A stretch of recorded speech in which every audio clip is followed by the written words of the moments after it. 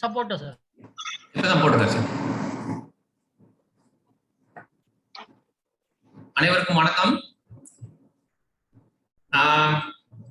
வாய்ப்புக்கு நன்றி. இன்றைய புத்தக அறிமுக கூட்டத்தில் தேர்ந்தெடுக்கப்பட்ட புத்தகம் ஐ am okay you R okay அப்படின்ற ஒரு இங்கிலீஷ்ல வந்த புக்கு. இது ஒரு 55 வருஷத்துக்கு முன்னாடி இது பெஸ்ட் செல்லர் புக்கா வந்து அமெரிக்கால பல வருஷங்களா இருந்திருக்குது. ஸோ அதனால நம்ம வந்து இவ்வளவு நல்ல புக்கை நம்ம என்ன இருக்குதுன்னு பார்க்கலாம்னு சொல்லிட்டு இன்னைக்கு தேர்ந்தெடுத்தோம். இதனுடைய ஆசிரியர் வந்து நான் பேசுறது எல்லாருக்கும் கிளியரா கேக்குதுங்களா? Please proceed doctor. நல்லா கேக்குது. ஓகே. இதனுடைய ஆசிரியர் வந்து ஒரு டாக்டர். அவரு மிலிட்டரியில ஒர்க் பண்ணியிருக்கிறார். அவர் வந்து ஒரு மனநல மருத்துவர். பல வருஷங்களா சைக்கியாட்ரிஸ்டா மிலிட்டரியில ஒர்க் பண்ணியிருக்காரு. அவர் பேர் வந்து தாமஸ் ஏ ஹாரிஸ். அமெரிக்கால இருக்கிற டாக்டர். இவர் இந்த புக்கை வந்து எழுதினுடைய அடித்தளம் என்னன்னா வந்து டிரான்சாக்ஷனல் அனாலிசிஸ் அப்படின்னு சொல்றாங்க. தமிழ்ல சொல்றேன்னா பரிவர்த்தனை. டிரான்சாக்ஷன் பரிவர்த்தனை. நான் உனக்கு ஒண்ணு செய்யறேன், நீ எனக்கு ஒண்ணு செய்யறது. இல்லாட்டி 2 பேருக்கும் வந்து பரிமாற்றம், கருத்து பரிமாற்றம் சொல்லிடுறோம்ல. Transaction analysis. அனாலிசிஸ் தான் தமிழ்ல பகுப்பாய்வு. சோ 2 பேர் பேசும்போது அவங்க பேசுறது எதை பத்தி பேசுறாங்கன்றதை தவிர ஏன் அப்படி பேசுறாங்க அப்படின்னு இவர் வந்து நிறைய ரிசர்ச் பண்ணி பார்த்துருக்காரு. இவரும் இவரை சார்ந்தவரும் அப்படி பார்க்கும்போது அவங்க என்ன கண்டுபிடிச்சிட்டாங்கன்னா, ஆயிரம் மக்கள் பேசுறத இவரு உட்காந்து கவனிச்சு அதுல என்ன கவனிச்சிருக்கிறார் அப்படின்னா, இந்த முக்கியமான விஷயம் நம்ம டேக் ஹோம் மெசேஜும் இன்னைக்கு நம்ம பேசுறத பத்தி நம்ம என்ன கத்துக்கணும் அப்படின்னா இதுதான். அது என்னன்னா, நம்ம ஒவ்வொருத்தருக்குள்ளேயும் ஒரு குழந்தை இருக்கிறாங்க, ஒரு பெற்றோர் இருக்கிறாங்க, ஒரு வளர்ந்த மனிதன் இருக்கிறான். சோ இதுதான் நம்மளுடைய டேக் ஹோம் மெசேஜ். இப்பயே நான் சொல்லிட்டேன். சோ இனிமேல் நம்ம பேச போதெல்லாம் கொஞ்சம் கொஞ்சமா இந்த புக்ல என்னெல்லாம் இருக்குது, என்ன வந்து இப்ப ரெலவெண்டா இருக்குன்னு சொல்றதுதான் டேக் ஹோம் மெசேஜ். நம்ம ஒவ்வொருத்தருக்குள்ளேயும் குழந்தை இருக்கிறாங்க, ஒரு பெற்றோர் இருக்கிறாங்க, ஒரு வளர்ந்த மனிதன் இருக்கிறான். இவரு குழந்தைனா யாரு அப்படின்னு சொல்றாருன்னா, நம்ம சின்ன வளரும் போது எப்படி இருக்கிறோம்? எல்லாமே பெற்றோரை சார்ந்துதான் இருக்கிறோம். சோ அந்த பொசிஷனை இவர் என்னன்னு சொல்றாருன்னா, I am not okay position. அதாவது நம்ம வந்து சுதந்திரமாவோ தன்னிச்சையா வந்து முடிவெடுக்கிறதோ எந்த ஒரு விஷயமும் நம்மளால பண்ண முடியாத நிலை. நம்ம பெற்றோரை சார்ந்து இருக்கிறதுனால ஐ எம் நாட் ஓகே. குழந்தையினுடைய position I am not okay position அப்படின்னு சொல்றாரு. அதுதான் நம்மளுடைய குழந்தைத்தனம் உள்ள இருக்கிறது. அதையே நம்ம டெய்லி பேசுறத பார்க்கும்போது எப்படி பண்ணாங்கன்னா, நம்ம 2 பேர் பேசிட்டாங்கன்னா, ஒருத்தர் தன்னுடைய நிலையில தனக்கு ஒரு என்ன சொல்றது செக்யூரிட்டி இல்லாம பேசினாங்கன்னா, அவங்க பேசுறதுல அதிகமா வெளிப்படுறது என்னன்னா I am not okay position தான் அவங்களுக்கு வெளிப்படுது அப்படின்னும் அவரு சொல்றார். ஒரே நிமிஷம். ஓகே. 3 பேர் இருக்காங்க. Parent, adult and child. 3 position. அப்புறம் இன்னொரு முக்கியமான விஷயம் இந்த புக்ல அவர் சொல்றது வந்து லைஃப் பொசிஷன்ஸ். நம்ம பேசும்போது 4 விதமான பொசிஷன் இருக்கும். தகவல் பரிமாற்றும் போது ஒருத்தருக்கும் இன்னொருத்தருக்கும் தான் நடக்குது. அதுல வந்து 4 விதமான பொசிஷன் எடுத்துக்கலாம். I am not okay, you R okay அப்படின்னு அந்த பொசிஷன் எடுத்துக்கணும்னா, நான் ஒரு குழந்தைய நான் வந்து அந்த பதிலையோ இல்லை அந்த விஷயத்தையோ கையாளுறேன். எனக்கு எதிர்க்க இருக்கிறவங்கள நான் ஒரு பேரண்டா பாக்குறேன். பேரண்ட்னா எல்லா விதமான பாதுகாப்பும் கொடுக்கறது, எல்லா விதமான ரூலும் சொல்றது, அவங்க சொன்னதுதான் கரெக்ட்னு சொல்றது, அவங்க தான் பேரண்ட். ஸோ நம்ம 2 பேர் பேசும்போது நான் வந்து ஒரு குழந்தைத்தனமாகவும் எனக்கு இப்ப எதிர்க்க இருக்கிறவங்க நான் பேசுறவங்க வந்து பேரண்டாகவும் இருக்கணும்னா I am not okay, he is okay position நம்ம எடுத்துட்டு நம்ம தகவல் பரிமாற்றம் பண்ணிட்டோ இல்லை போய் பேசுறதோ இருந்தோம்னா அது ஒரு பொசிஷன். 2வது பொசிஷன் என்னன்னு சொல்றாரு, I am okay, you R okay. அது வந்து எப்போ இருக்கும்னா நானும் ஒரு அடல்ட், ஒரு வளர்ந்த மனிதனுடைய பொசிஷன் எடுக்கிறதும் எதிர்க்க இருக்கிறோம் வளர்ந்த மனிதன் பொசிஷன் இருக்கிறதும் அதுதான் ஐ am okay, you R okay. வளர்ந்த மனிதன் அப்படின்னு ஒரு யார சொல்றாருன்னா, எவன் ஒருவன் தன்னுடைய சூழ்நிலையோ இல்ல வந்து ஏற்படுகிற சிக்கல்களையோ அனலைஸ் பண்ணி பாக்குறான். இப்ப குழந்தை வந்து யூஸ்வலா குழந்தைனா எல்லா குழந்தையும் இது நம்ம ரொம்ப காம்ப்ளிகேட்டடான விஷயம் பகிர்ந்து பார்க்கணும். அவன் வந்து குழந்தைனா அந்த வயசுல இருக்கிற குழந்தைய சொல்லல ஆக்க, வளர்ந்தவங்க கிட்டையும் அவங்க பேசும்போதும் அவங்க பேசுறனுடைய பேக்ரவுண்ட் குழந்தைத்தனமா இருக்குதா, வளர்ந்த மனிதன் மாதிரி இருக்குதா, இல்ல பெற்றோர் மாதிரி இருக்குதா, அதுதான் அவர் ஆத்தர் சொல்ல வர்றார். குழந்தைனா 5 வயசு குழந்தைய மட்டும் சொல்லல, குழந்தைங்களே சில சமயம் வந்து பேரண்டல் பொசிஷன் மாதிரி கூட பேசலாம், குழந்தைங்களே சில சமயம் வந்து அடல்ட் மாதிரி கூட பேசலாம். அதுதான் இங்க வந்து நம்ம ரொம்ப புரிஞ்சு கொள்ள வேண்டிய விஷயம் நினைக்கிறேன். இப்போ அடல்ட்னா யார் வந்து பேசுறத பகுத்தறிந்து பேசுறது, அதை அனலைஸ் பண்றது, ஒரு இண்டிபெண்டன்ட் டெசிஷன் எடுக்கிறது, அவன் தான் ஒரு அடல்ட். பேரண்ட் அப்படின்னா, பேரண்ட்னா நான் ஏற்கனவே சொன்ன மாதிரி தான், சைல்டு வந்து அவங்க சொல்றதுதான் சரின்னு நினைச்சுக்கிட்டு தன்னுடைய இன்செக்யூர் பொசிஷன்ல பேசுறது. அடல்ட் என்றவங்க அனலைஸ் பண்ணி பேசுறவங்க. பேரண்ட்ன்றவங்க அவங்க வந்து ஒரு ரூல் தான் போடுவாங்க, அதுல உண்மையாலே ஃபேக்ட் இருக்குதா, அது எந்த அளவுக்கு சயின்டிபிக்கான விஷயம் அப்படின்றத அவங்க வந்து கணக்கில் கொள்ளாத ஒரு ஸ்டேட் எடுத்தா அது பேரண்டல் பொசிஷன் அப்படின்னு சொல்றாங்க.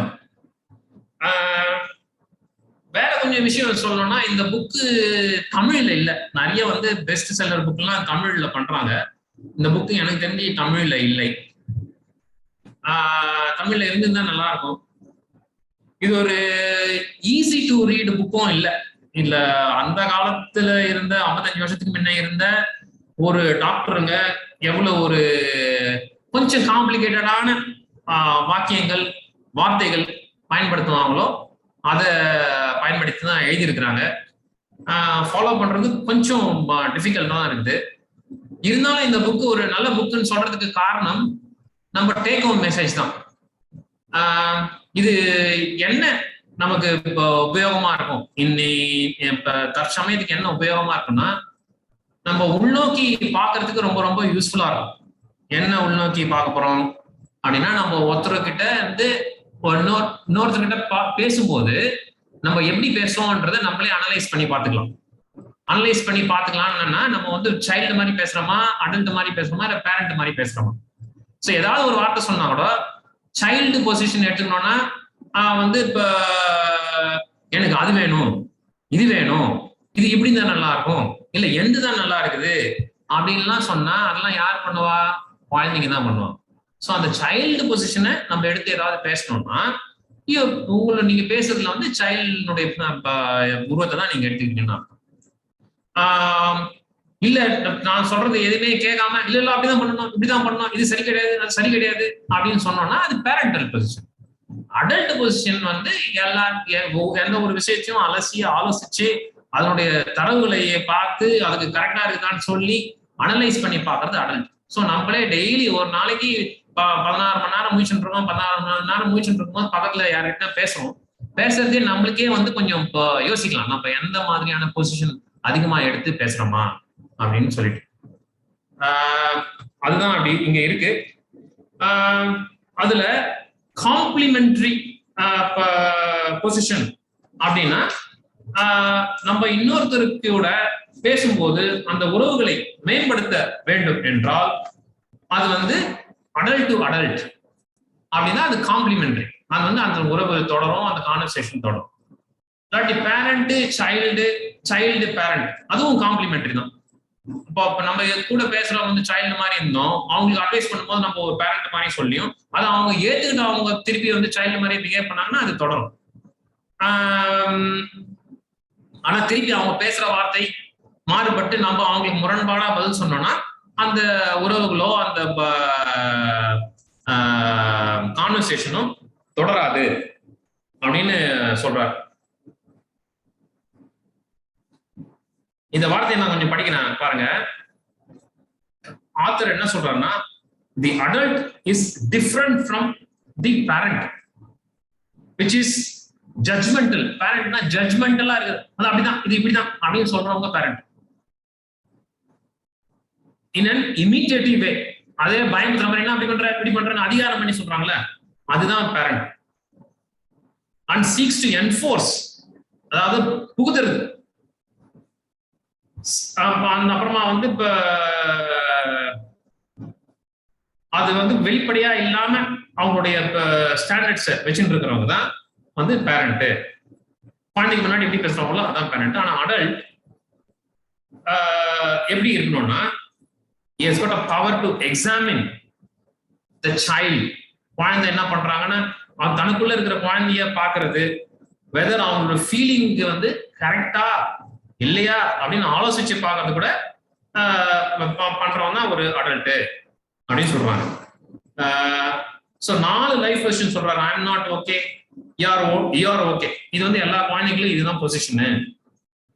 I am not okay, you R not okay அப்படின்னா குழந்தை தனக்கு நான் நாட் ஓகேன்ற பொசிஷன் தான் இருக்குது இன்செக்யூர் பொசிஷன்ல. அதே அவங்க வளர்க்குற பேரண்ட்ஸ் ஒரு பாதுகாப்பு இல்லாமோ அன்பு இல்லாமையோ இருந்தாங்கன்னா அந்த குழந்தைக்கு போதுமான ஸ்ட்ரோக்கிங் அப்படின்ற வார்த்தை யூஸ் பண்றாரு. போதுமான போஷாக்கும் எதுவும் கிடைக்காத சமயத்துல அந்த குழந்தை என்ன நினைக்குது, பேரண்ட் கூட சரி கிடையாது.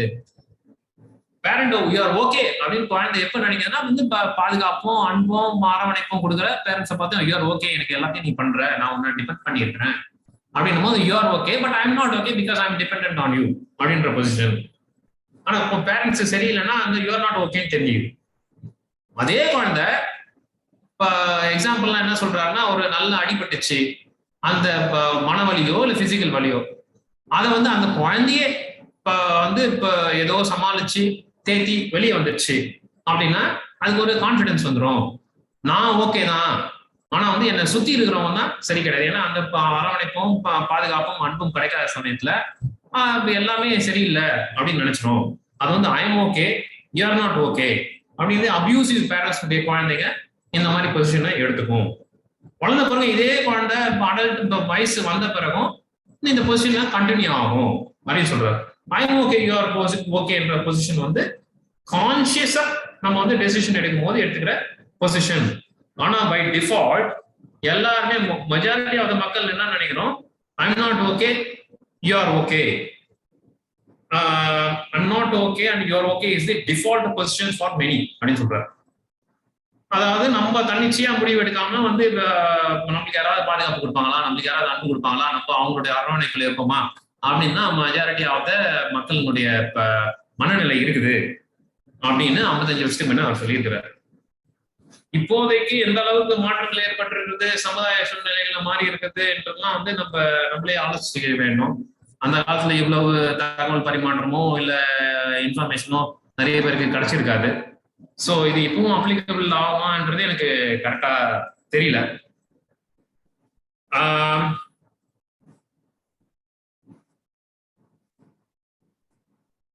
ஓகே, நம்ம அந்த பேரண்டல் பொசிஷனை முக்காவாசி பேருக்கு எப்படி இருக்குதுன்னா, அந்த குழந்தையா இருக்கும்போது அவங்க அம்மா அப்பா அவங்களோட பெற்றோர்கள் என்ன சொல்லி கொடுத்தாங்களோ அதே மனசுல பதிஞ்சுது. இந்த வந்து இவன் கவர்மெண்ட்னா சரி கிடையாது, இந்த பணக்காரங்களாம் கேட்டவங்க, அந்த மாதிரி நம்ம பேரண்ட் நம்மளுக்கு நம்ம குழந்தையா இருக்கும்போது பேசியிருந்தாங்கன்னா அதே நம்ம மனசுல பதிஞ்சிடும். நம்ம வந்து அந்த சைல்டு பொசிஷனே வயசான பிறகும் வச்சுன்னு வந்தோம்னா நமக்கும் அந்த அதை எக்ஸாமின் பண்ணி பார்க்காமே இப்போ இவரெல்லாம் ஃபார் எக்ஸாம்பிள் சொல்றேன், அரசியல்வாதிகள்லாம் கெட்டவங்க, பணக்காரங்களாம் வந்து கொள்ளையடிச்சவனுங்க, அந்த மாதிரி வந்து சின்ன பையனா சொல்லி கொடுக்குமோ அது அப்படியே பதிஞ்சிடும். அதை நம்ம வயசான பிறகு we have to examine. எப்படி நம்மளுக்கு பேரண்ட்ஸ் சொன்னாங்கல்ல, இது உண்மையா? ஆனா நான் பாக்குற உலகத்துல அந்த மாதிரி தெரியலையே, என்னுடைய அனுபவத்துல அது இல்லையே அப்படின்னு யோசிச்சு அந்த ஆழ்மனதுல படிஞ்ச அந்த குழந்தையில படிஞ்ச அம்மா அப்பா சொல்லி கொடுத்த அந்த விஷயங்களை எக்ஸாமின் பண்ணாதான் நம்ம ஒரு அடல்ட்டா மாறுவோம் அப்படின்னு சொல்றாங்க. இன்னொரு விஷயம் தெரிஞ்சுக்கிட்டா நல்லா இருக்கும். இதுல யாராவது இந்த ஐஎம் ஓகே ஆர் ஓகே படிச்சிருக்கீங்களா ஃபவுண்டர் தவிர?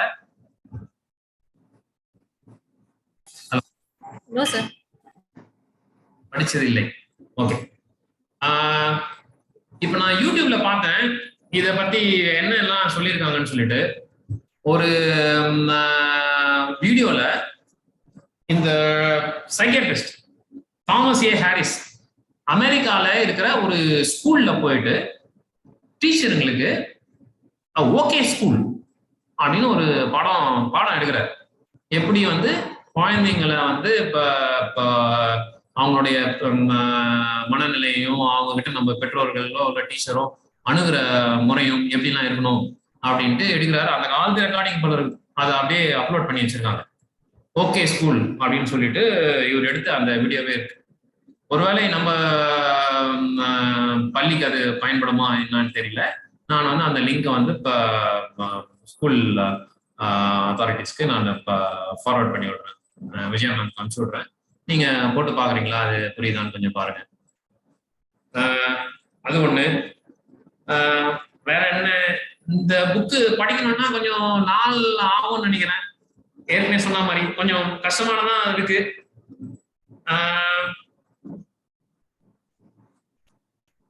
நிறைய சாப்டர்ஸ் இருக்கு இதுல வந்து எல்லாருமே பியூரா வந்து சைல்டாகவும் அடல்டாகவும் பேரண்டாகவும் கூட இருக்க மாட்டோம், அதுல ஓவர்லாப் கூட ஆகும் அப்படின்னு சொல்லியிருக்காங்க.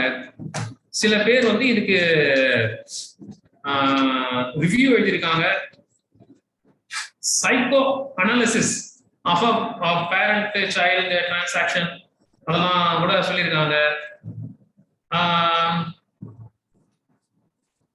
சைல்டு டாமினேட்டட் பேரண்ட்ஸ், இப்போ வந்து ஒரு வயசாகி எல்லாரும் பெற்றோரும் ஆயிடுறோம்.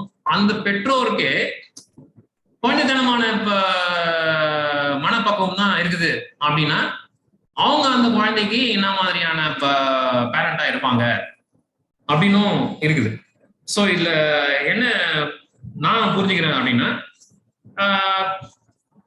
நம்மளுடைய வளர்ற டைம், குழந்தையா இருக்கிற டைம்ல நம்ம எப்படி ஃபீல் பண்றோம், நம்ம பேரண்ட்ஸ் எப்படி இருக்கிறாங்க, அவங்க நம்மளுக்கு என்ன சொல்லி கொடுத்தாங்க, நம்மளுடைய அந்த குழந்தை பருவம் ரொம்ப வந்து பாதுகாப்பானதும் அன்பும் அரவணைப்பும் இருக்கிற குழந்தை வளர்ற விதத்துல இருந்துச்சா என்றதெல்லாம் வந்து நம்ம வளர்ந்த பிறகு மிகவும் முக்கியமான இருக்கும் அப்படின்னு தான் இவரு சைக்கியாட்ரிஸ்ட் அனாலிசிஸ் சொல்றாரு.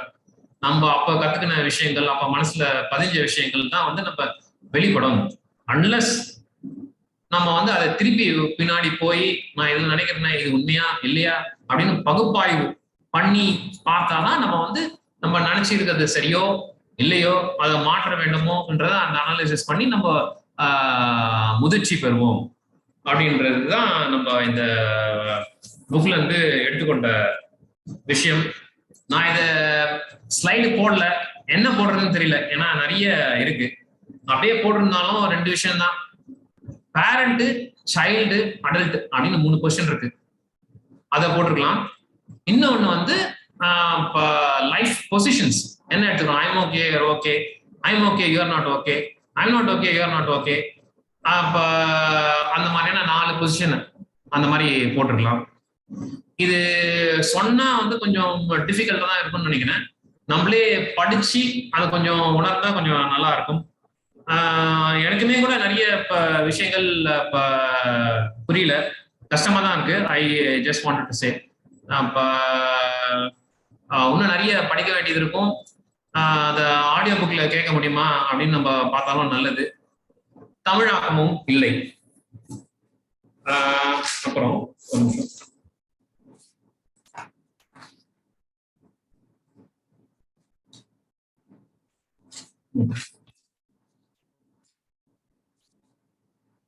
இதனுடைய புக்கினுடைய கிரிட்டிசிசத்துல சில பேர் சொல்லியிருக்காங்க, இவர் இந்த புக்ல எழுதின விதம், அந்த ஃப்ரேசஸ் எல்லாம் போட்டது வந்து ரொம்ப ஜம்பிங் இன்டு கன்க்ளூஷனா இருக்குது. இவர் இதுதான் இதுதான் இதுதான் இதுதான் அப்படி சொல்லியிருக்காரு. அந்த மாதிரிலாம் இல்ல, எல்லாமே பிளாக் அண்ட் ஒயிட் கிடையாது அப்படின்னு சொல்லியிருக்காங்க சில பேரு. நம்ம எல்லா தகவல் பரிமாற்றமும் நம்ம பேசுற விதமும் எல்லாத்தையுமே வந்து இந்த உலகத்தை ஒரு மாடல்ல ஃபிட் பண்ணிட முடியாது யாருமே. வந்து இவதான் ஒரு மனுஷனோட பேசும்போது அடல்ட் சைல்டு பேரண்ட் இருக்கிறாங்க, அவங்க அப்படி பேசுறாங்க, ஸோ இதுதான் மாடல் அப்படின்னு ஒரு மாடல்ல ஃபிட் பண்ணிட முடியாது. லைஃப்ன்றது ரொம்ப காம்ப்ளிகேட்டட் அப்படின்னு சொல்லியிருக்காங்க.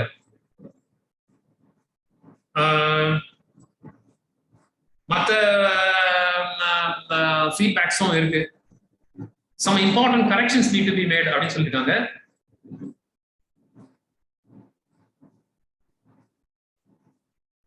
என்ன சொல்றாரு? 55 வருஷம் சொல்லியிருக்காரு, சைக்கோபேத்ஸ்லாம் சைக்கோபேத் மனநலம் பண்ணி மனநலம் சரியில்லாம குற்றங்கள் எல்லாம் பண்றவங்க எல்லாம் வந்து குழந்தையா இருக்கும்போது default position I am not okay, அவங்க பேரண்ட்ஸ் சரியில்லை அப்படின்னா அவங்க பேரண்ட்ஸும் நாட் ஓகேன்ற பொசிஷன் தான் குழந்தை எடுத்துக்கும்.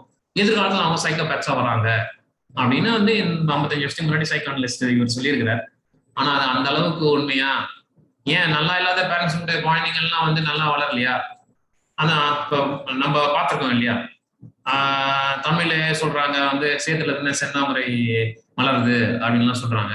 ஸோ அதை நான் சொல்றேன். ஸோ அந்த மாதிரி எல்லாத்தையுமே வந்து குழந்தை பருவம் சரியில்லைன்னா எல்லாருமே வந்து வளர்ந்த பிறகு சரியில்லாம போவாங்க அப்படின்றது சொல்ல முடியாது. ஸோ அதுதான் பல விதமான விஷயங்கள் நிறைஞ்சுதான் நம்மளுடைய வாழ்க்கை. பட் எனிவே இந்த புக்கை படிச்சு நான் முடிச்சுக்கலாம்னு நினைக்கிறேன்.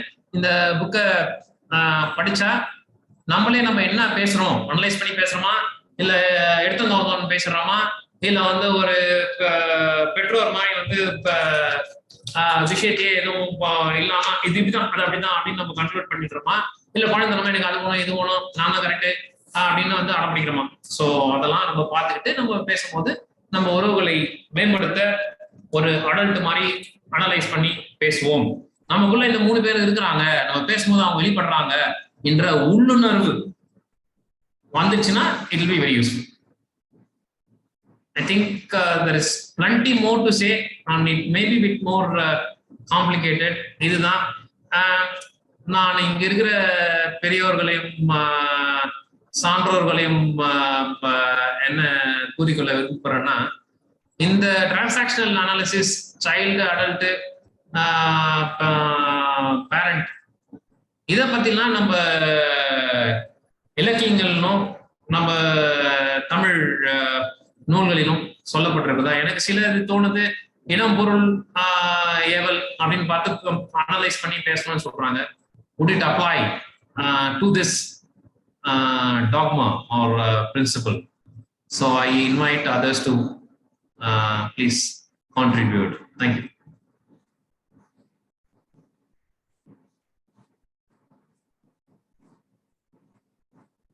I think this is not a typical book review, but this is how I wanted to do it.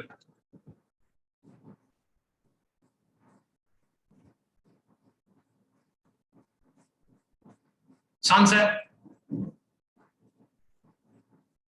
அப்ப சொல்லுங்க டாக்டர். யாராவது கான்ட்ரிபியூட் பண்ண விருப்பப்படுறாங்களா? யாரோட அவங்களோட கமெண்ட்ஸ் ஏதாவது சொல்றீங்களா?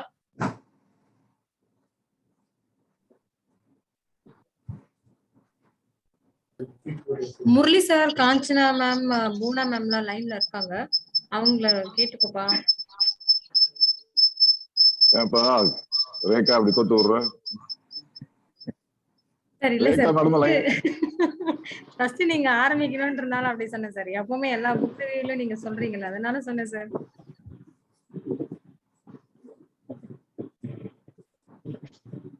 மேம் பேசுறாங்க, ஆனா சவுண்ட் வரல.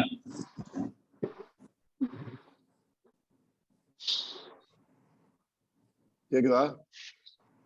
பேசலாமா?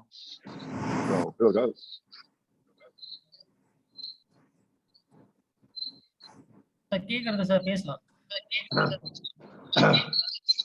ஹலோ கேக்குதா ப்ரோ? ஹலோ கேக்குதா ப்ரோ? கேக்குது சார், கேக்குது. கேக்குது சார், பேசலாம் சார்.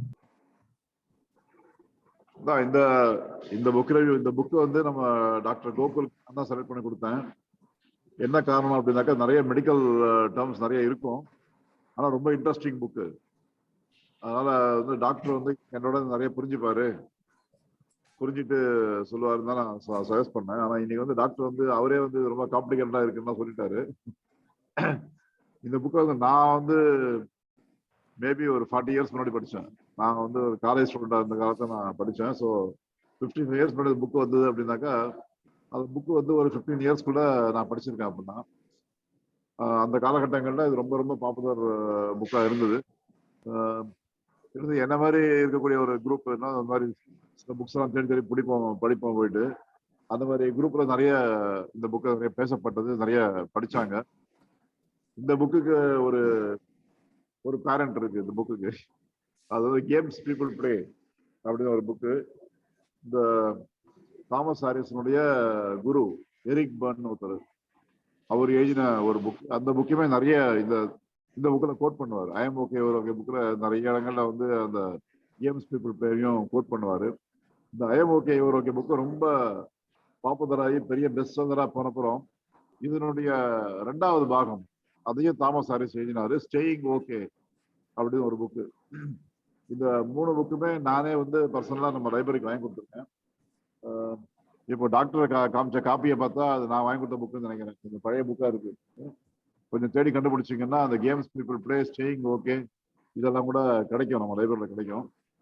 இந்த தாமஸ் ஹாரிஸ் வந்து ஒரு சைக்காலஜிஸ்ட். சைக்காலஜி படி அனலைஸ் பண்ணி நம்மளுடைய லைஃப்ல பண்ணக்கூடிய விஷயங்கள் எல்லாத்தையும் டிரான்சாக்ஷன் பிரிச்சுட்டாரு. அதாவது நம்ம டாக்டர் சொன்ன மாதிரி பரிமாற்றம், தகவல் பரிமாற்றம், அதுதான் டிரான்சாக்ஷன். அதுதான் பண்றோம். இப்போ ஒரு புக் ரிவ்யூ அப்படின்னா டாக்டர் வந்து புக்கில் இருக்கிறத பேசுறாரு, அதை நம்ம கேட்டு அதுக்கு ஒரு ரியாக்ஷன் நம்ம கொடுக்குறோம் அப்படின்றது இது ஒரு தகவல் பரிமாற்றம். டாக்டர் ஒரு இன்ஃபர்மேஷன் நம்ம கொடுத்துருக்காரு, கொடுத்தா நம்ம வந்து அந்த இன்ஃபர்மேஷன்ல சில ஆக்ஷன் எடுக்கிறோம், ஆக்ஷன் எடுக்காம இருக்கோம். இந்த டிரான்சாக்ஷன் வந்து எப்படி நம்ம சரியா வச்சுக்கிறது, அதுதான் தலையாய பிரச்சனை. நிறைய பார்க்குறோம் இல்லையா? நம்ம சேவாலய சிச்சுவேஷன்லயே வந்து தகவல் பரிமாற்றம்ங்கிறது பெரிய ப்ராப்ளமா இருக்கு. அடிக்கடி என்கிட்ட பஞ்சாயத்துக்கு வருது, யாராவது பேசுறாங்க, ஏன்னா வந்து அப்படி சொல்லிட்டாங்க அப்படி சொல்லிட்டாங்க அப்படின்னு ரொம்ப என்கிட்ட குறைப்பட்டுக்கும் போது என்னுடைய ரியாக்ஷன் என்னன்னா, அவங்க சொன்னதுல என்ன விஷயம் இருக்கு, என்ன வேலை நடக்க வேண்டி இருக்கு, நிஜமாவே வேலை பெண்டிங் தானா, அதை கேட்கறாங்களா அப்படியே கொஞ்சம் பாருங்களேன்.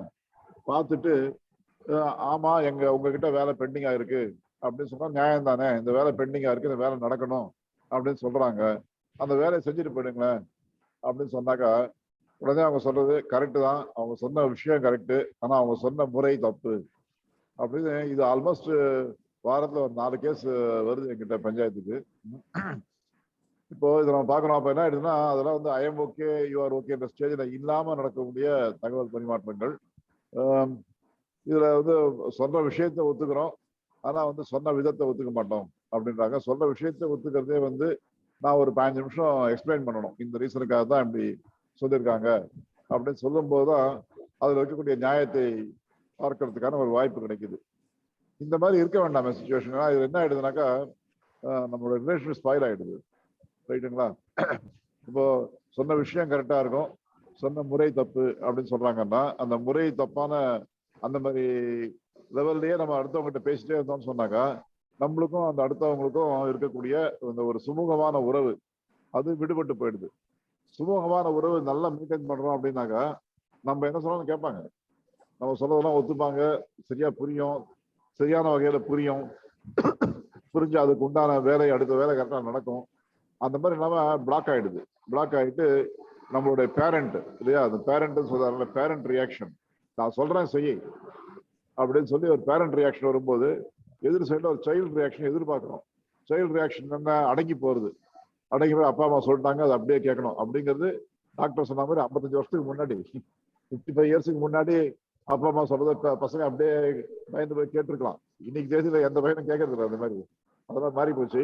பட் அது ஒரு டேர்ம், ஒரு டேக் அப்படி கொடுத்துருக்காரு, பேரண்ட் சைல்டு அப்படின்னா. சைல்டுன்னு சொன்னா கொஞ்சம் வந்து அன்பை எதிர்பார்த்துட்டு இருக்கிறது, கொஞ்சம் பயந்து நடந்துக்கிறது, அந்த மாதிரி விஷயங்கள்.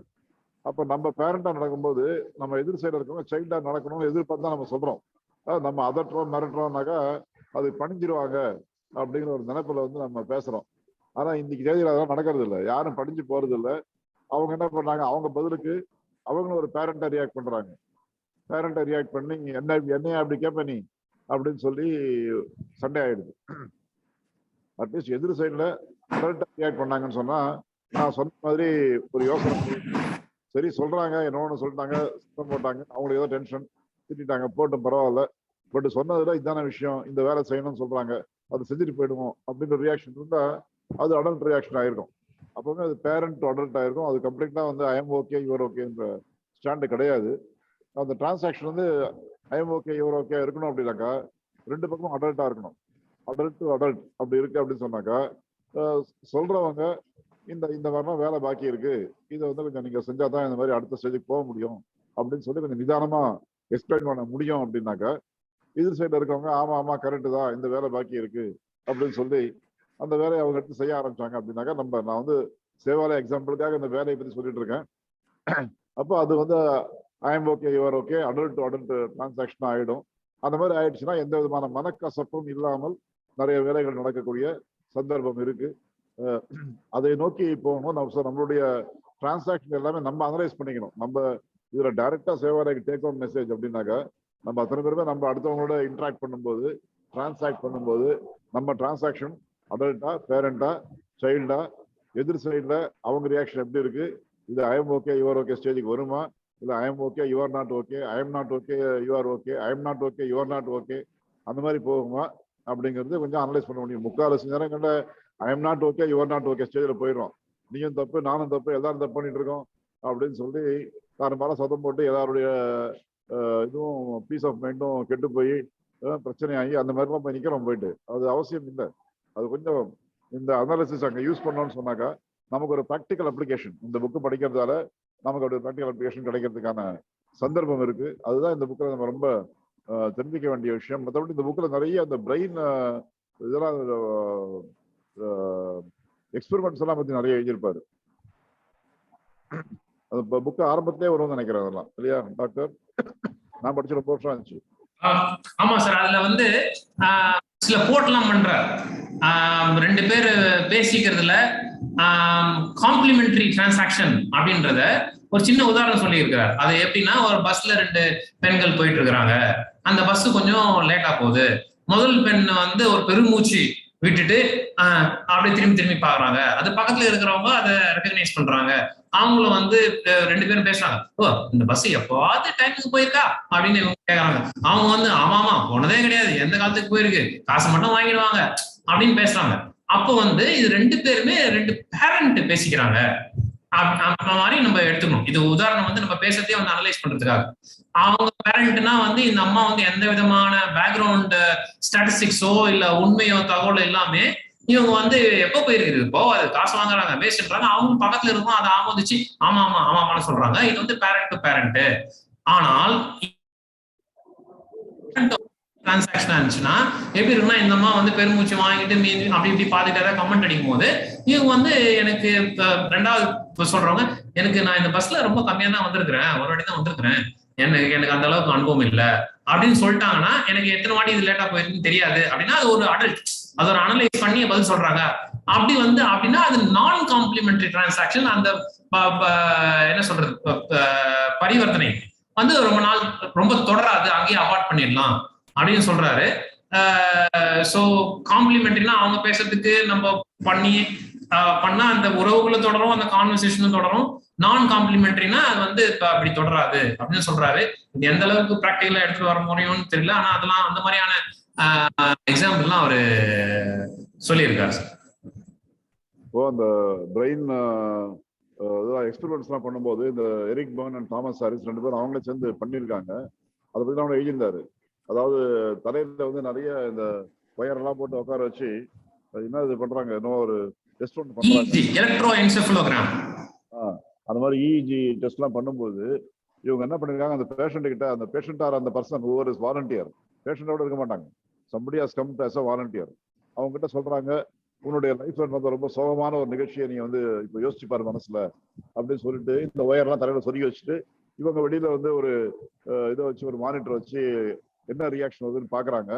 அவருக்கு என்ன சம்திங் நடந்திருக்கும், யாரோ ரொம்ப க்ளோஸ் பர்சன் யாரோ இறந்து போயிருப்பாங்க, அந்த டெத்தை பத்தி அவர் ஞாபகப்படுத்திட்டு இதுதான் என் லைஃப்ல ரொம்ப சோகமா நடந்த நிகழ்ச்சி அப்படின்னு நினைக்கும் போது அந்த சோகத்தை அவர் வந்து ஞாபகப்படுத்திக்கிறாரு இல்ல, இஸ் ரீலிவிங் இட் அப்படிங்கிறாங்க. இது வெறும் ஞாபகம் கிடையாது, அந்த சோகமான நிகழ்ச்சியை அவர் வாழ்க்கையில திருப்பி வாழ்ந்து பார்க்கிறார். It's reliving it. அவரோட மைண்டை பொறுத்த வரைக்கும் எல்லாமே மைண்டு தான் இல்லையா. நம்ம மைண்ட் என்ன சொல்லுதோ அதுதான். இன்னைக்கு வந்து சந்தோஷமா இருக்கும் அப்படின்னாக்கா மைண்டு சந்தோஷமா இருக்கும்னு சொல்றது, அதனால நம்ம சந்தோஷமா இருக்கும். மைண்ட் வந்து நம்ம வந்து மோசமா இருக்கும்னு சொன்னா நம்ம மோசமா இருக்கும். நம்மளால எல்லாம் செய்ய முடியும் அப்படின்னு மைண்ட் நம்ம சொல்லிச்சுன்னா நம்ம கான்பிடென்டா இருக்கும். நம்மளால ஒண்ணுமே முடியாது மைண்ட் சொல்லிச்சுன்னா நம்ம அதை கேட்டுக்கிறோம். அதனால மைண்ட் தான் மொத்தமும் ஃபுல்லா. அந்த மைண்ட்ல இருக்கக்கூடிய செல்ஸ், அந்த செல்ல பாயக்கூடிய கரண்ட், அந்த கரண்ட் லெவல் வச்சு அவங்க பண்ற எக்ஸ்பெரிமெண்ட்ல அவங்க கண்டுபிடிச்சது என்னன்னு சொன்னாங்க, it is not just remembering, it is reliving.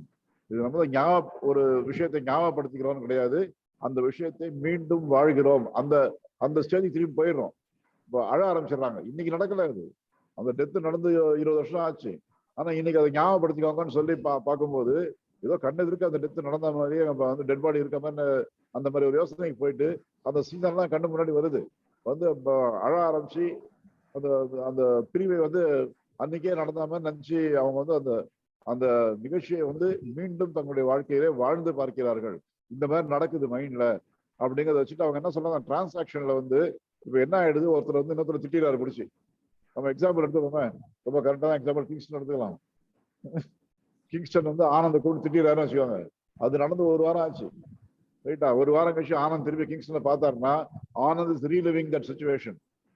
இதான் நடக்குது மைண்ட்ல.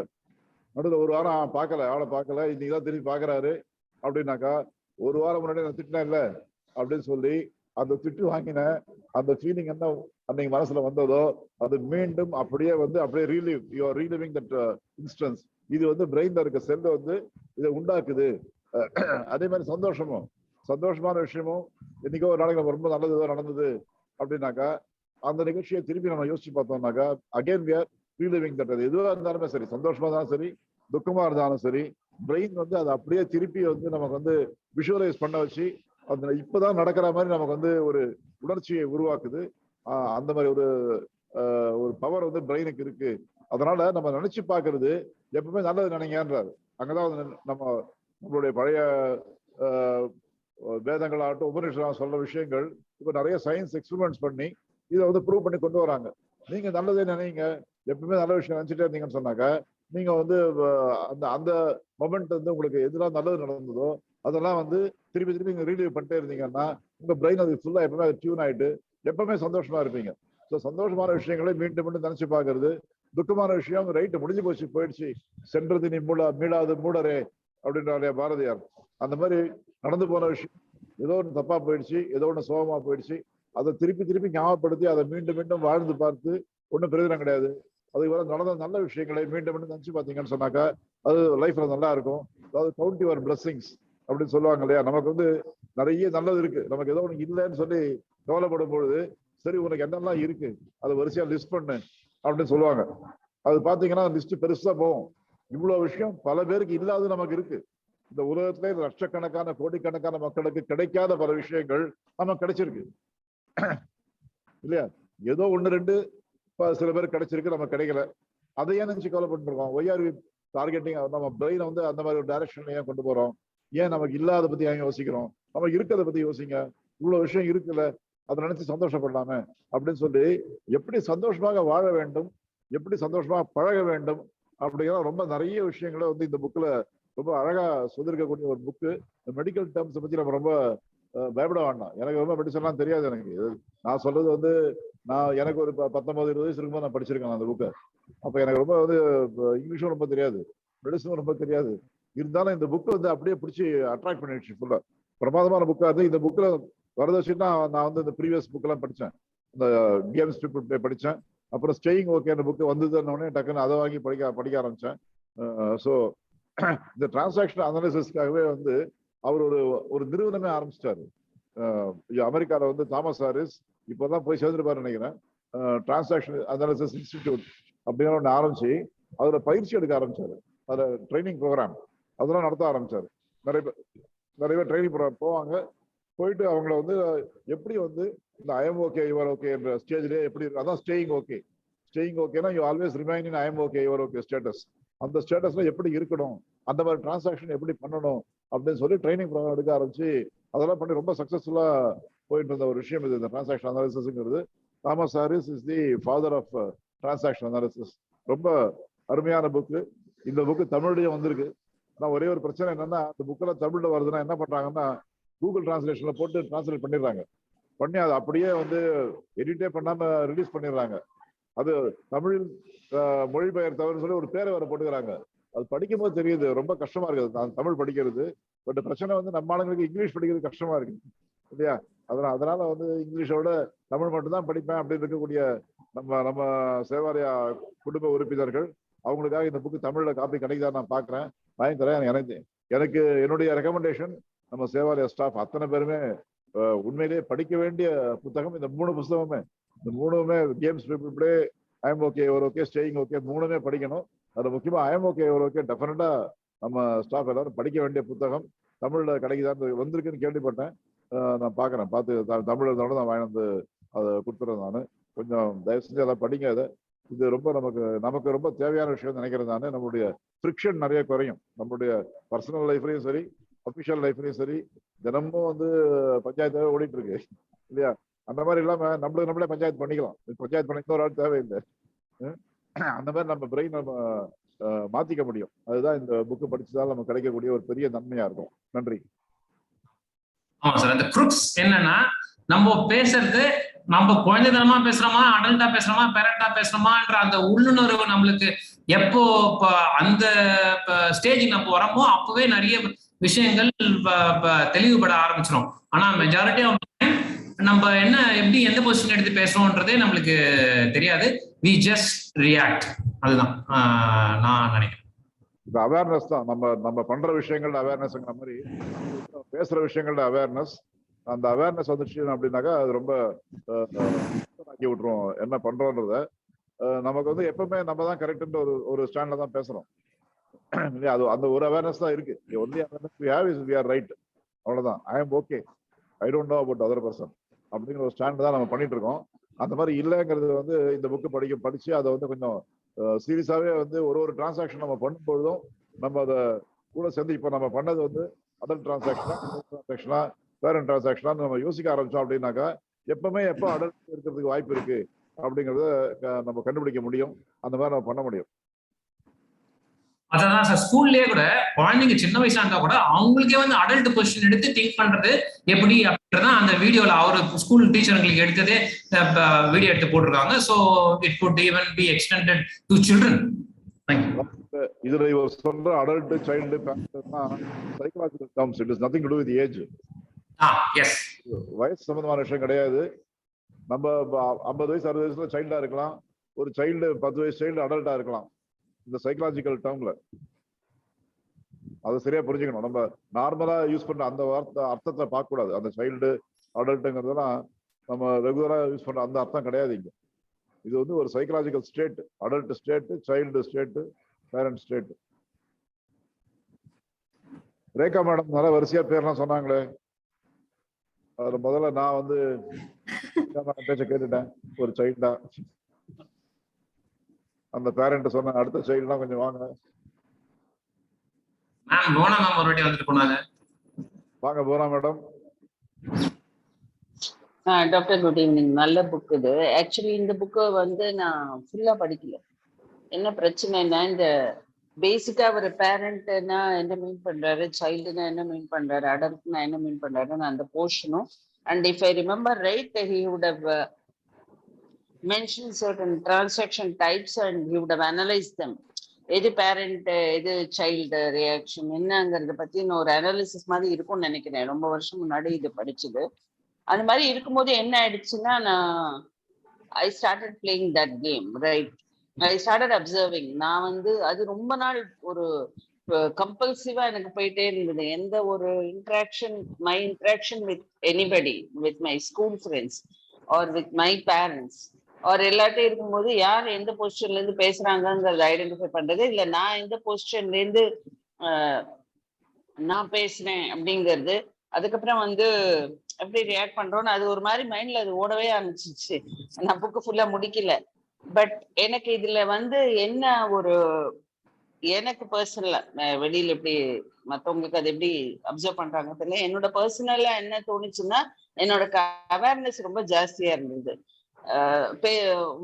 முரளி சார் சொன்ன மாதிரி பேசும்பொழுது இது பண்ணும்போது எந்த பொசிஷன்ல இருந்து நம்ம பேசுறோம், ஒரு பேரண்டல் பொசிஷன்ல இருந்து வர ஒரு ஸ்டேட்மெண்ட்டுக்கு எப்படி நான் ரியாக்ட் பண்றேன், ஒரு அடல்ட் ரியாக்ஷன் கொடுத்தா அது எப்படி ஆகுது, how is the situation diffused, ஒரு சைல்டு பொசிஷன்ல இருக்கு இது ஒருத்தர் பேசும்போது when they express fear or when they express என்ன சொல்றது, ஒரு வேலிடேஷன் எதிர்பார்த்து அது மாதிரி ஒரு சைல்டு பொசிஷன்ல இருந்து வரதுக்கு what will an adult reaction டூங்கிறது எல்லாமே வந்து கொஞ்சம் நிறைய அந்த மாதிரி கொஞ்ச நாளைக்கு அப்படியே தான் சுத்திட்டு இருந்தேன், யோசிச்சுட்டு இருந்தேன். பட் ஓவராலா வந்து என்ன நானே அப்சர்வ் பண்ணிக்கக்கூடிய ஒரு விஷயம் வந்து இந்த புக்கு தான் ஸ்டார்டிங் பாயிண்ட் நினைக்கிறேன். அதுக்கு நான் என்ன பேசுறேன், நான் எப்படி ரியாக்ட் பண்றேன்னு பர்சனலா ஃபார் மீ நான் என்ன அப்சர்வ் பண்ணிட்டு ஒரு அப்சர்வேஷன் வரதுக்கு I think this book was starting point. Of course நான் அந்த புக்கை ஃபுல்லா படிக்கல.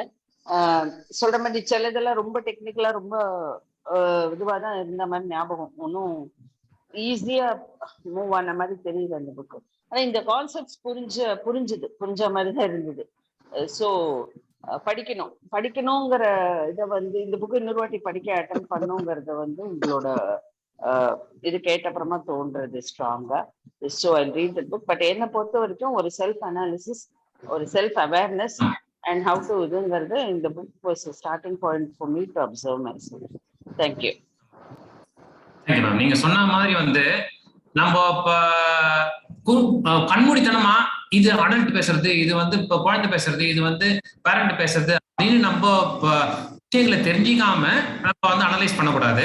ஃபர்ஸ்ட் பேரண்ட்னா அவங்க என்ன டெஃபினேஷன் கொடுக்குறாங்க, குழந்தை என்ன டெஃபினேஷன் கொடுக்குறாங்க, அடல்ட்னா என்ன டெஃபினேஷன் கொடுக்குறாங்க, அதை நிறைய வாட்டி படிச்சு மனசுல பதிஞ்ச பிறகு ஓகே என்னுடைய ரியாக்ஷன் இது வந்து அடல்ட் ரியாக்ஷன், என்னுடைய ரியாக்ஷன் குழந்தை ரியாக்ஷன் அப்படின்னு நம்ம அனலைஸ் பண்றதுக்கு வசதியா இருக்கும். அது ஒரு point. we need to get to know what are all the characteristics, குழந்தையினுடைய அந்த பண்புகள் என்ன, எந்த பண்புகள்லாம் இது குழந்தையினுடைய மனப்பக்குவம் சொல்றாங்க, எந்த பண்புகள் இருந்தா இது வந்து ஒரு வளர்ந்த மனிதனுடைய மனப்பக்குவம் சொல்றாங்கன்றத நம்ம பதிஞ்சுக்கணும்னு நினைக்கிறேன், பிராக்டிஸ் பண்ண விருப்பப்படுறோம்.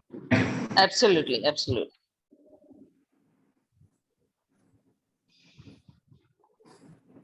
Anybody else please? Rekha, hello இருக்கியா?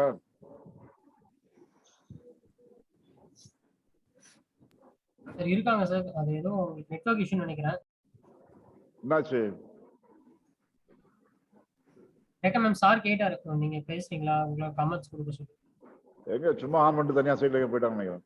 இல்ல சார், இங்கதான் இருக்கேன். அதையும் கேட்டுட்டேன் நீங்க பேசுனதையும்.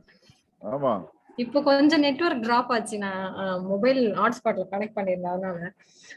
சோ இல்ல டாக்டர் சொன்னது இப்ப நீங்க சொன்னதெல்லாம் நான் இந்த புக்கு பார்த்தது கூட இல்ல. சோ இப்ப நீங்க சொன்னது டாக்டர் சொன்னதுல இருந்து எனக்கு அந்த பேரண்ட் பார்த்துட்டேன் டாக்டர். தேங்க்யூ.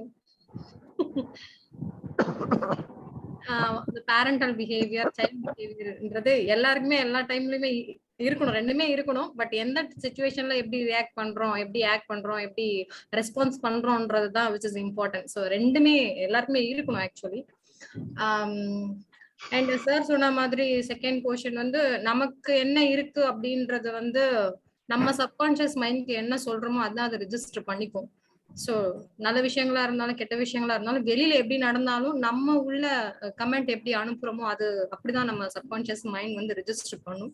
விச் மீன்ஸ் நம்ம அது கெட்டதாவே நடந்தா கூட நம்ம பாசிட்டிவ் கமெண்ட் பாஸ் பண்ணோம் அப்படின்னா சார் சொல்ற மாதிரி அதை நினைக்க நமக்கு definitely it will give positive output.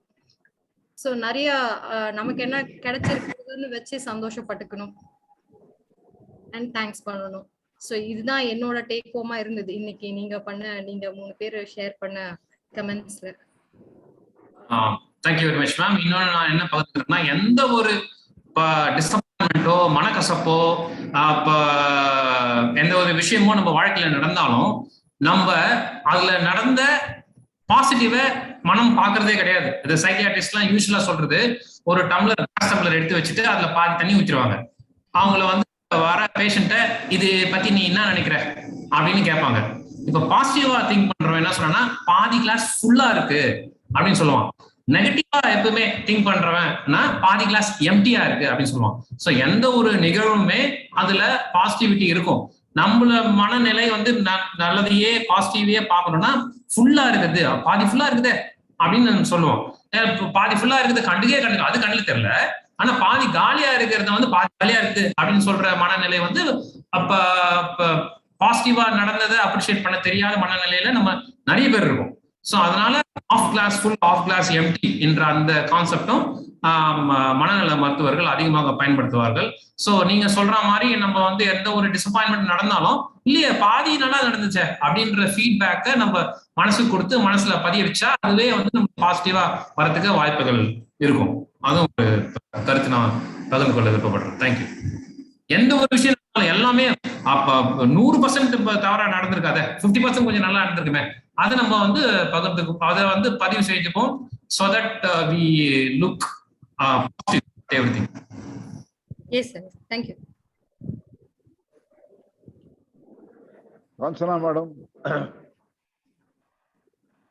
இருக்கீங்களா? ஹலோ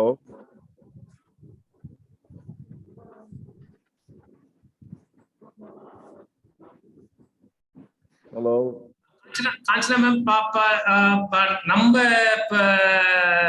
ஃபவுண்டிங் ஃபாதர்ஸ் இதை பத்தி ஏதாவது சொல்லியிருக்காங்களா? நீங்க படிச்ச அவங்களுடைய நன்னெறிகளிலேயோ இல்ல வேற எங்கேயோ இத பத்தி வந்து முதிர்ச்சி அடைந்த மனப்பக்குவம் இருக்க வேண்டும் என்று ஏதாவது சொல்லியிருக்காங்களா? பாரதியார், விவேகானந்தர், காந்தியடிகள் அவங்க இதை பத்தி ஏதாவது எக்ஸ்ப்ளோர் பண்ணியிருக்காங்களா? நிச்சயம் பண்ணியிருப்பாங்க. வேறு வகைகளை சொல்லியிருக்காங்களா? இந்த concept is it completely new to them or they have not touched this at all? இல்ல அவங்க இல்ல போல சார், லிஸ்ட்ல காட்டல.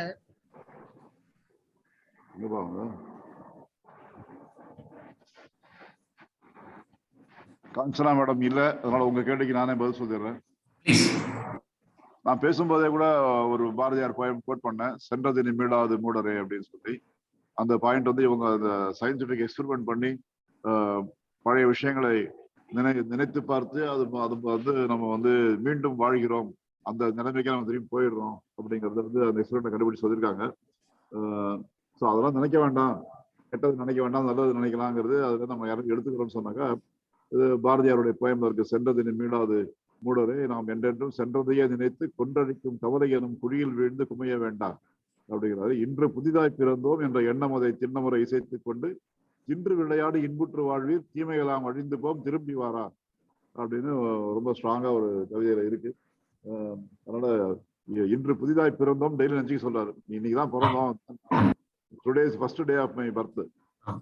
அதனால இதுக்கு முன்னாடி நடந்தா விட்டுருந்தாரு, எல்லாத்தையும் மறந்துடுங்க, மறந்துட்டு நீங்க அந்த மாதிரி எடுத்துட்டு போங்கன்றது பாரதியாருடைய போயம்ல ரொம்ப ஸ்ட்ராங்கா வருது. மகாத்மா காந்தி எடுத்திருந்தீங்கன்னா அவருடைய theory of ahimsa and satyagraha இது எல்லாமே கம்ப்ளீட்டா லிங்க் பண்ணிடலாம். எதிராளி என்ன ரியாக்ட் பண்றானோ உன்னுடைய ரியாக்ஷன் இதுதான், நீ வந்து வயலண்டா போக போறது இல்லை, நீ நான் வயலண்டா தான் நீ ரியாக்ட் பண்ண போற, அதுக்கு ரியாக்டே பண்ணாமே இருக்க போறது இல்லை. அப்படி கிடையாது. அப்படின்னா சைல்டு ஆயிடுறீங்க. நான் ரியாக்டே பண்ணல, என்ன போட்டு அடிச்சா அடி வாங்கிட்டு இருக்கேன், அடிக்க வாங்கிட்டே இருக்கேன்னு சொன்னா அது சைல்டு ரியாக்ஷன். இல்ல பதிலுக்கு திருப்பி அடிக்கிறேன்னா அது பேரண்ட் ரியாக்ஷன். அப்படி இல்லாம பதிலுக்கு அடிக்காமல் ஆனா எதிர்த்து நிக்கிறோம், அதுதான் சத்தியாகிரகா. அதுதான் கம்ப்ளீட்டா அந்த IIM okay your okay status. So அது லைஃப்ல அவர் நிறைய பண்ணி காமிச்சிருக்காரு. விவேகானந்தருமே வந்து இப்போ ரீசெண்டா நான் ஒரு இதுல ஒரு வீடியோல பேசும்போது கூட, அமெரிக்காவில் அவர் தங்கும் போது ரூம்மேட், 2 பேரும் சேர்ந்து ஒரு இடத்துல ரூம் எடுத்துட்டு இருக்காங்க. அந்த இன்னொரு ஆள் வந்து அமெரிக்கா பத்திரிகையில இவரை பத்தி நிறைய நெகட்டிவ் நியூஸ் எல்லாம் வந்தது, அதெல்லாம் படிச்சு இவர் மேல ரொம்ப வெறுப்புல இருந்து அந்த வெறுப்பை ஒரு ஆக்ஷன்லையும் காமிச்சிட்டே இருக்கான், எப்பப்பா திட்டிட்டே இருக்கான் அவரை பிடிச்சி. அப்ப சில பேர் கேட்கறாங்க, உங்களுக்கு ஒன்றும் கம்பல்ஷன் இல்லையே, நீங்க இவரோட சேர்ந்து ரூம் எடுத்துட்டு இருக்கீங்க, நீங்க வேற எங்கேயாவது ரூம் எடுத்துக்கோங்க, போயிட்டு இல்ல ரூம்மேட்டை மாத்திக்கோங்க, ஏதாவது பண்ணுங்கன்னா விவேகானந்தர் வந்து என்ன சொல்றாருன்னா, எனக்கு சகிப்புத்தன்மையை சொல்லிக் கொடுப்பதற்காக ராமகிருஷ்ண பரமஹம்சர் இவரை அனுப்பி இருக்கிறார். அதனால வந்து எவ்வளவு தூரம் சகிப்புத்தன்மையோடு இருந்துக்க முடியும் அப்படிங்கிறத நான் காமிச்சிக்கிறேன். அந்த ஆள் பாட்டுக்கு கட்சியிலே இருக்கட்டும், நான் பாட்டுக்கு பீஸ்ஃபுல்லா நான் நடந்துக்க முடியும். அதனால அது எவ்வளவு தூரம் முடியுது டெஸ்ட் பண்றதுக்காக தான் இவர் வந்திருக்காரு அப்படி அந்த மாதிரி கொண்டு போயிடுறாரு அதை. ஸோ இந்த மாதிரி வந்து இப்போ reaction not to what is happening outside அப்படிங்கிறது கொஞ்சம் அதுலதான் நம்மளுடைய சுக துக்கங்கள் எல்லாம் இருக்கு. நம்ம எப்படி ரியாக்ட் பண்றோங்கிறது நிறைய விஷயங்கள் நம்ம செஞ்சு நடந்துட்டே இருக்கு. What is our reaction? Analytical adult மாதிரி அனலைஸ் பண்ணி அனலிட்டிக்கலா பேசுறார். இது வந்து நான் பண்ணது இல்ல, அது எக்ஸ்டர்னலா இருக்குது நீங்க சொல்ற மாதிரி. அதனால நம்மளது வந்து எப்பவுமே ரியாக்ஷனா இருக்கக்கூடாது, நம்மளது ஆக்ஷனா இருக்கணும். we are only acting, we are not reacting. So அந்த மாதிரி பொசிஷன் மெயின்டைன் பண்றோம்னு சொன்னாக்கா தென் அது வந்து அடல்ட் ரியாக்ஷனா ஆயிடுது. ஸோ அடல்ட் ரியாக்ஷன் அப்படின்னாலே இது ரியாக்ஷனே கிடையாது. You decide, you are in control. நீங்க வந்து ஒரு முழு அவேர்னஸோட முழு கண்ட்ரோலோட ஒரு விஷயத்த செய்றீங்கன்னா தட் இஸ் ஆக்ஷன். ரியாக்ஷன் அப்படின்னாக்கா யாரோ ஒன்று பண்ணிட்டாங்க, அதுக்கு நீங்க பதில் சொல்றீங்க. பதிலே சொல்ல வேண்டாம், என்னுடைய லெவல், என்னுடைய ஸ்டேட்டஸ் இதுதான், என்னுடைய வே ஆஃப் பிஹேவிங் இதுதான் அப்படிங்கிற நம்ம பார்த்துட்டோம்னு சொன்னாக்கா முடிஞ்சு போச்சு. ஒரு பழைய கதை ஒன்று சொல்லுவாங்க இல்லையா, ஒரு முனிவரும் தேடும், அதை சொல்லுவாங்க. ஒரு ஆத்து தண்ணியில வந்து ஒரு தேள் போயிட்டே இருக்கு. அந்த முனிவர் வந்து அந்த தேடை காப்பாத்துறதுக்காக அப்படியே கையில பிடிச்சி எடுத்து தண்ணியில வெளியே எடுக்கிறாரு. எடுத்தா உடனே கொட்டுது அந்த தேடு. கொட்டு உடனே டக்குன்னு திருப்பி அப்படியே அந்த வலியில வந்து துடிச்சு போய் கையை உதறாரு. தேடு திருப்பி தண்ணியில விழுந்துருது. திருப்பி ஓடி போய் பிடிச்சி எடுத்து காப்பாற்ற போறாரு. இந்த மாதிரி 3-4 வாட்டி ஆகுது. தேள் கொட்ட உடனே தூக்கி போடுறாரு, தண்ணியில விழுது, திருப்பி போய் காப்பாத்துறாரு. பக்கத்துல பார்த்து கேட்கறாரு, முட்டாளா நீ, அதான் கொட்டுது இல்லை, அதை போய் ஏன் எடுத்து விடுற அப்படின்னாக்கா, கொட்டுறது தேளோட குணம், காப்பாத்துறது என்னுடைய குணம் அப்படின்னு பதில் சொல்லிடுறாரு அதுக்கு. ஸோ நம்மளுடைய குணம் என்னவோ அந்த குணத்தை பத்தி நம்ம நடந்துக்கணும், அவ்வளவுதானே தவிர அடுத்தவன் இப்படி பண்ணிட்டான் அதனால நான் பதிலுக்கு பதில் இப்படி பண்றேன் அப்படிங்கிறது ஒரு சரியான டிரான்சாக்ஷனா இருக்காது. ஸோ விவேகானந்தர், காந்தி, பாரதியார் பேருமே அவங்க லைஃப்ல வந்து இதெல்லாம் ரொம்ப நடத்தி காமிச்சிருக்காங்க. Thank you, sir.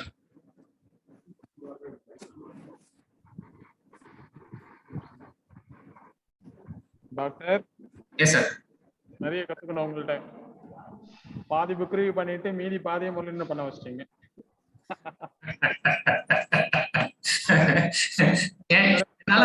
என்னால பண்ண முடியலன்ட்டு ஒரு சைல்டு மாதிரி சொல்லாம அடல்ட் மாதிரி அவரையும் எழுதி விட்டு. Thank you doctor. நீங்க சொல்லும் பொழுதுமே சில விஷயங்கள் வந்து அந்த கொஞ்சம் அதை சரி நம்ம இதே டேக் ரேகா சொன்ன மாதிரி டேக் மெசேஜ் கண்டிப்பா எடுத்துக்கிட்டோம். தேங்க்யூ.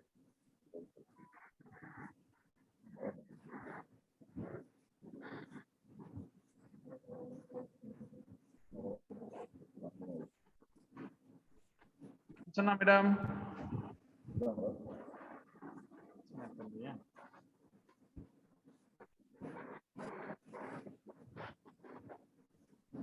டாக்டர் காஞ்சனா இருக்காங்களா? சார் இல்ல சார், ஜாயின் பண்ணல. ஸ்கூல்ல ஜாயின் பண்ணிருக்காங்களா சார்?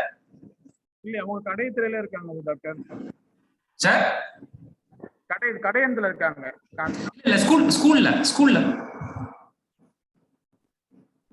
இல்ல ஸ்கூல் டீச்சர்ஸ். லாஸ்ட் டைம் வந்து தினேஷ் சார் பண்ணும்போது ஸ்கூல்ல வச்சு பண்ணார்ல, நான் அதுதான் என் மனசுல பதிஞ்சு. ஸோ அடுத்த வாரம் வந்து இவ்வளவு ஆடியன்ஸ் இருப்பாங்க அப்படின்னு சொல்லிட்டு, ஏன்னா வந்து அவங்களுக்கும் இது ரொம்ப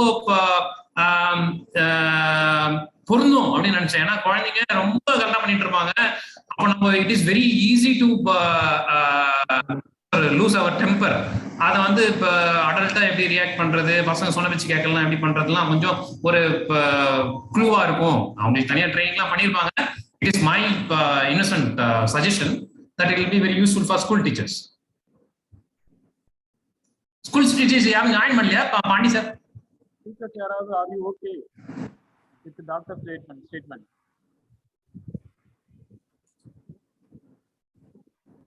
ஷான் சார் ஸ்கூல்ல இருந்து யாரும் ஜாயின் பண்ணல டீச்சர்ஸ்? இல்ல சார், யாரும் ஜாயின் பண்ணல சார். ஐயோ. Okay okay. Anybody else want to share please?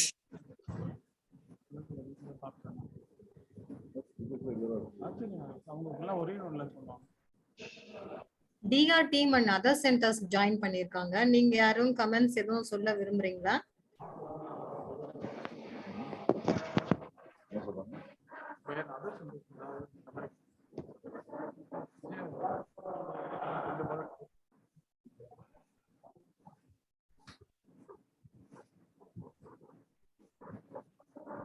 ஐந்து மணி 5 நிமிடமாலாம் ஆகிறது. யாருக்காவது?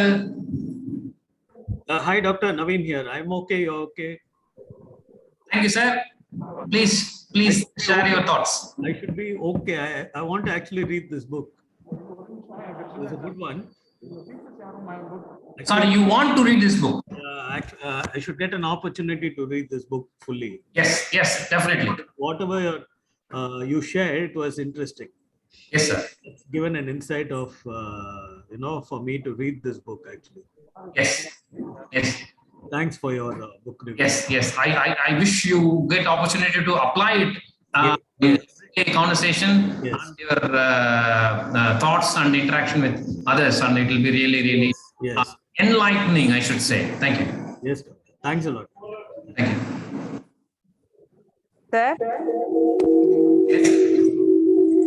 சார் எங்க ஸ்கூல் டீச்சர்ஸ்லாம் கம்ப்யூட்டர் லேப் தான் அட்டெண்ட் பண்ணிட்டு இருக்கோம் சார். கொஞ்சம் கேமரா ப்ராப்ளம்ன்றதுனால வீடியோ ஓகே மிக்க நன்றி. டீச்சர்ஸ் இங்க இருக்கும் சார். கேட்டுட்டு தான் இருக்கோம். ரொம்ப நல்லா இருந்தது சார். ஓகே. டீச்சர்ஸ்ல கருத்துக்கள் கேட்டாரு, யாராவது சொல்லுங்க கொஞ்சம்.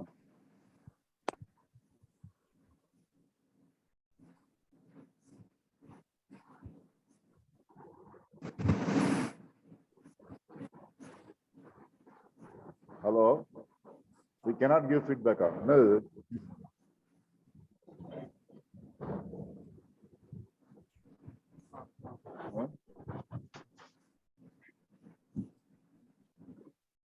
ஏமா 1 மணி நேரம் கேட்டிருக்கீங்க, யாருக்குமே எந்த கருத்தும் இல்லையா?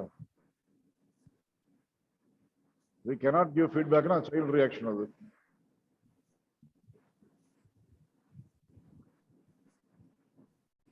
டீச்சர்ஸ் யாரா பேசுங்க. நான் அந்த வீடியோ லிங்க் வந்து விஜயா மேம்க்கு ஃபார்வர்ட் பண்ணி விடுறேன். அதை பாருங்க, அது எந்த அளவுக்கு நமக்கு உபயோகமா இருக்கும் அப்படின்னு சொல்லிட்டு. இப்போ குழந்தைங்களே சில பேர், நிறைய பேர் நல்ல ஒரு பெரிய மனுஷன் மாதிரி நடந்திருக்கிறது நீங்க பார்த்துருப்பீங்க நிறைய. ஸோ நல்லா ரொம்ப யூஸ்ஃபுல்லா இருக்கும்.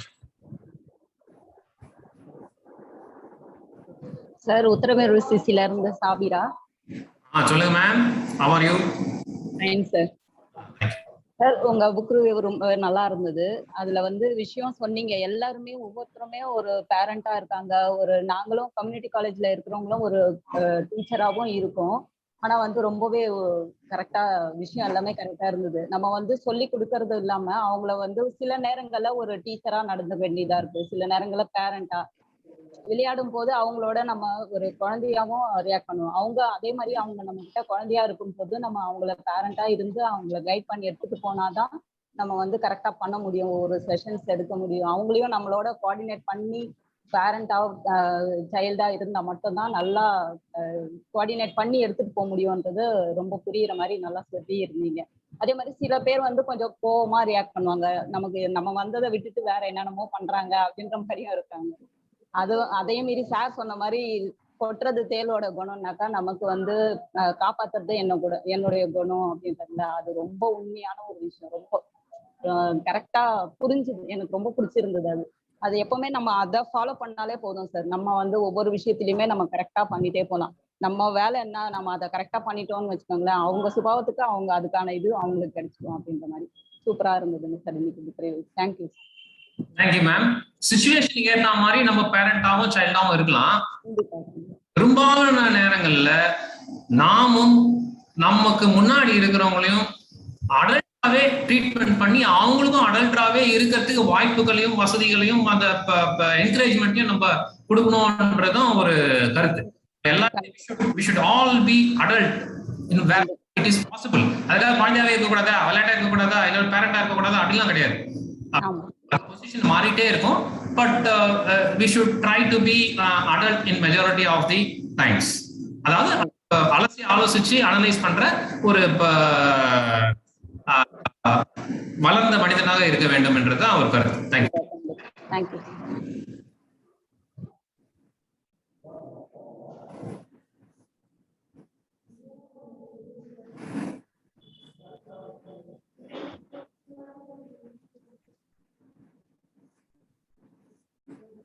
5:10 ஆகுது, இன்னும் ஒருத்தர் 2 பேர் ஏதாவது கருத்து 1 நிமிஷம் 2 நிமிஷம் பகிர்ந்துக்கிட்டா நம்ம எல்லாரும் வீட்டுக்கு போகலாம். இல்லாட்டி 5:30 வரைக்கும் உட்கார்ந்து இருக்க வேண்டியிருக்கும்.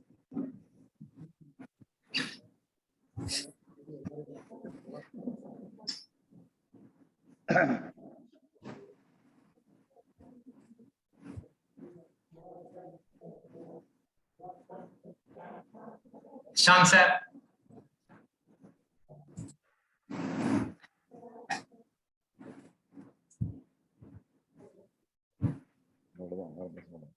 சொல்லுங்க ப்ரோ. நீங்க தான் ஹோஸ்ட் பண்றீங்க. Shall we call it a day or should we wait for somebody to, should we have to encourage? யாராவது ஒருத்தர் 2 பேர் ஓரிரு வார்த்தைகளா சொல்லிடுங்களேன் please, so that at least we are encouraging people to participate in feedbacks. Okay, நானே big பண்றேன். Mambakkam centre head Karthika sister, please few words.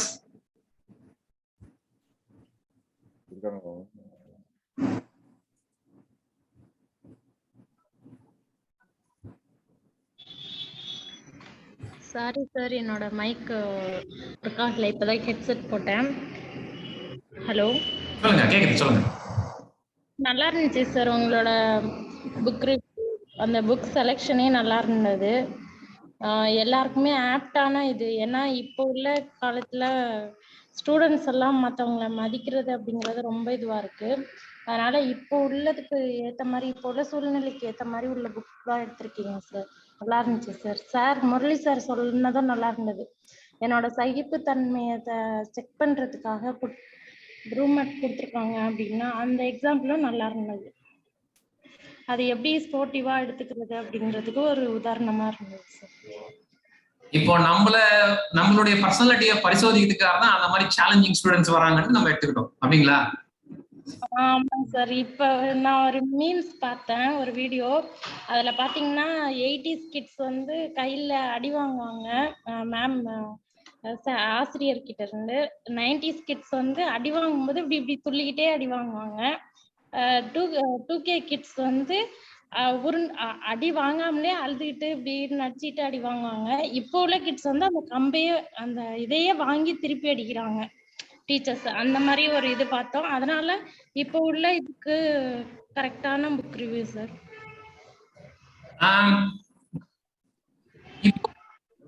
இந்த மனநிலை இருக்குது இல்லையா, அடல்ட் மனநிலை, குழந்தை மனநிலை, பெற்றோர் மனநிலை, அதுக்கு ஆத்தர் கொடுக்கிற டெஃபினேஷன், அந்த சைக்காலஜிக்கல் டெஃபினேஷன் இந்த இதெல்லாம் இருந்துச்சுன்னா இருக்கும் அப்படின்றது ஐ திங்க் இட் இஸ் இந்த கால நிலையால் மாறுபட்ட ஸ்டூடெண்ட்ஸ்னுடைய நேச்சருக்கும் அதுக்கும் பாதிப்பு இல்லை. அது வேற இது வேற. இப்ப ஸ்டூடெண்ட்ஸ் வந்து மதிக்காம இருக்கிறாங்கன்றது ஒண்ணு. ஆனா அவங்க வந்து இப்ப பேரண்டாவோ சைல்டாவோ அடல்ட்டாவோ என்ன மனநிலை இருந்தா இந்த பொசிஷன் அப்படின்றது ஆர்த்தர் சொல்லி இருக்கிறது வேற. அது which is still applicable. நான் என்ன சொல்ல வரேன்னு புரியுதுங்களா? ஸ்டூடெண்ட் வந்து அவங்களுடைய நேச்சர் மாத்திக்கிட்டாங்க. பட் நம்ம வந்து அடல்ட்டா அதுக்கு ரியாக்ட் பண்ணலாம். அவங்கனால யார் அடல்ட் யார் சைல்டு யார் பேரண்ட்ன்ற அந்த டெஃபினிஷன் மாறாது. ஆமாங்க சார், ஆமாங்க sir. Thank you.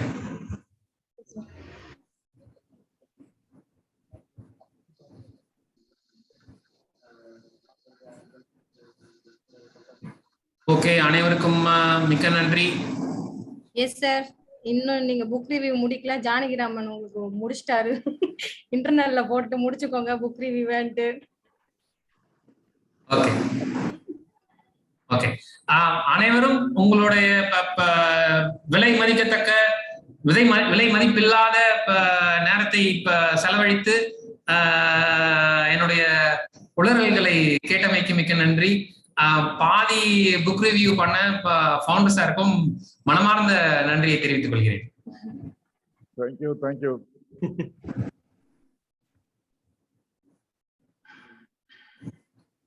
Thank you. Thank you sir. Thank you.